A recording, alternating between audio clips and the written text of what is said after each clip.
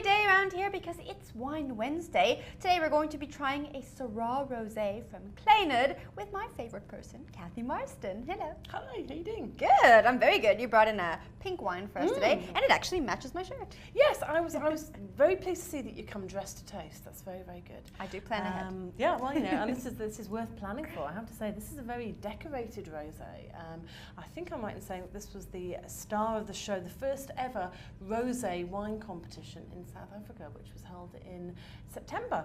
And I think that did very, very well. I think it was either the very top wine or certainly one of the top 10. So a nice bit of pedigree behind it. It comes from Stellenbosch, from the southern side of Stellenbosch in the Helderberg, and it's made from Syrah, which makes very, very nice rosés. It had a little bit of spice and freshness and strawberries and...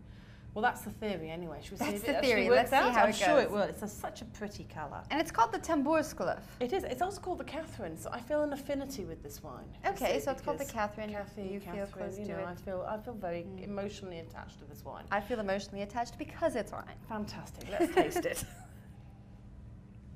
Ooh. Now a lot of fresh berries. Strawberries. So. Yeah, absolutely. That's really pretty, isn't it? And then lots of summer sort of red fruits as well. So there is some watermelon in there.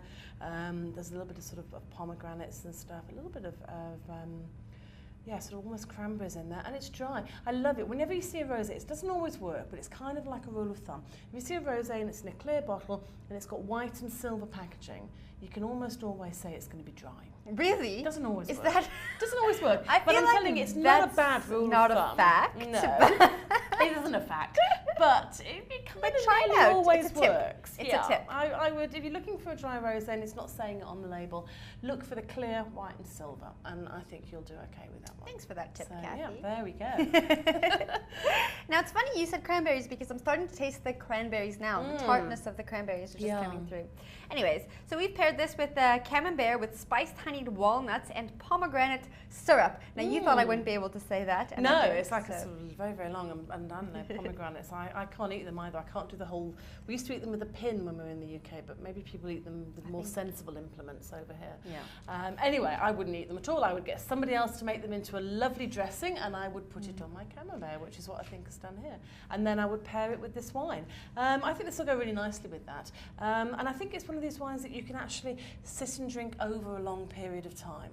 And to me, if you're going to finish off the meal with something really nice, like a nice camembert, and you know, a little bit of sort of biscuits or bread or something like that, or just the camembert itself, then I would just spend the rest of the afternoon drinking this wine, eating the cheese, drinking the wine, eating the cheese, and I think it would be really lovely. That sounds nice. Let's cheers to that. Absolutely.